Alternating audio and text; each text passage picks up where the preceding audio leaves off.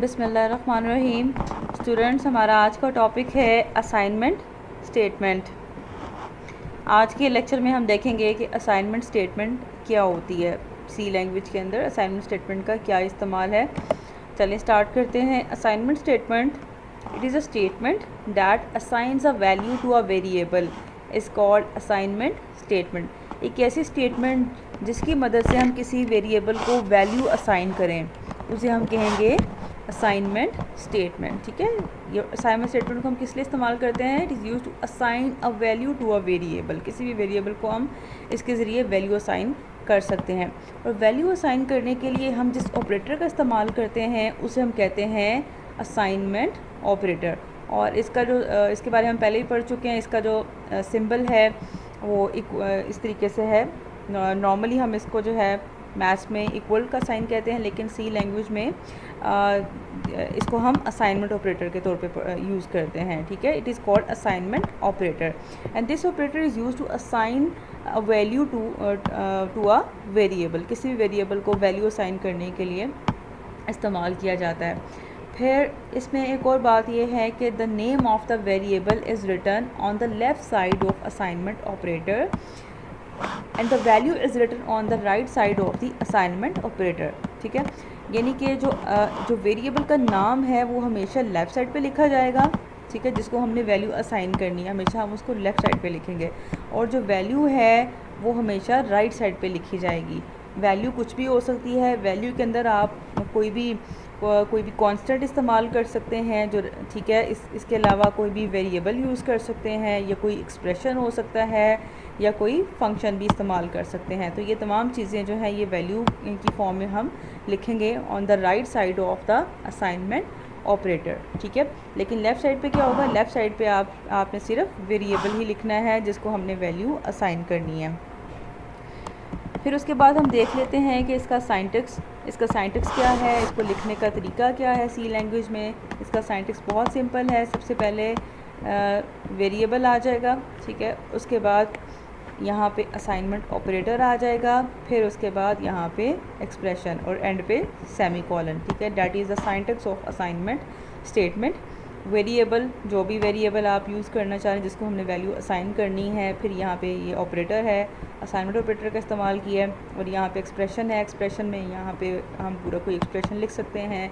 यहाँ पे कोई सिंपल वेरिएबल भी आ सकता है, कांस्टेंट भी आ सकता है, ठीक है, या इनका कोई कॉम्बिनेशन भी आ सकता है। तो यहाँ पे कोई भी चीज़ हम मेंशन कर सकते हैं। इसकी एग्जांपल्स देख लेते हैं। लाइक ए असाइनमेंट ऑपरेटर 100, ठीक है, सेमीकोलन।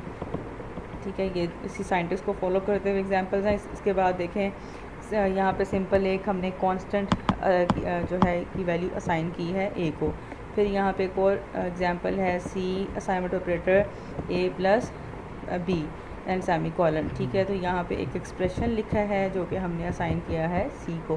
फिर उसके बाद X assignment operator C minus D plus 100 semicolon. ठीक है, ये भी एक एक्सप्रेशन है। फिर उसके बाद A assignment operator B divided by C plus D semicolon. ठीक है, ठीक है, यहाँ पे भी हमने इस तरीके से ये एक्सप्रेशन की वैल्यूज़ असाइन की हैं यहाँ पे इन वेरिएबल्स को। तो आई होप आपको ये इसका साइंटिक्स क्लियर हो गया होगा। उसके बाद यहाँ पे हमारे पास एक डिफरेंस है L value and R value. ठीक है, दो टर्म्स हैं, L value and R value. L value stands for left value and R value stands for right value.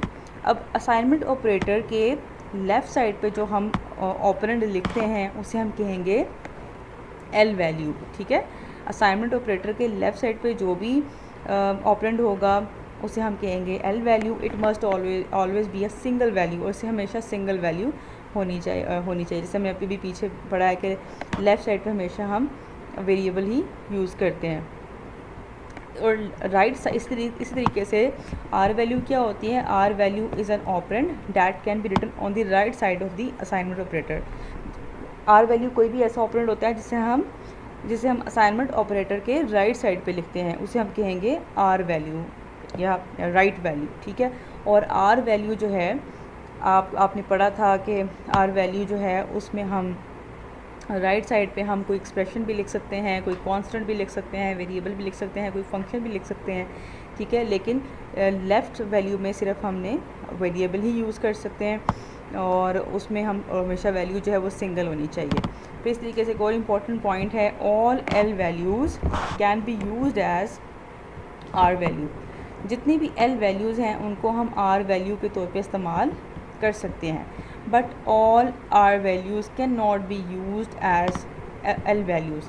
लेकिन जितनी भी आर वैल्यूज़ हैं उनको हम एल वैल्यूज़ के तौर पे इस्तेमाल नहीं कर सकते, ठीक है। उसके बाद द वैल्यू, इससे यही वही बात है कि राइट साइड पे जो वैल्यू है it can be a constant, it can be a variable, it can be expression, it can be a function. अब यहाँ पे एक एग्जांपल मैंने लिखी है, लाइक एक्स असाइनमेंट ऑपरेटर 5, ठीक है, और ये सेमी कॉलन, ठीक है।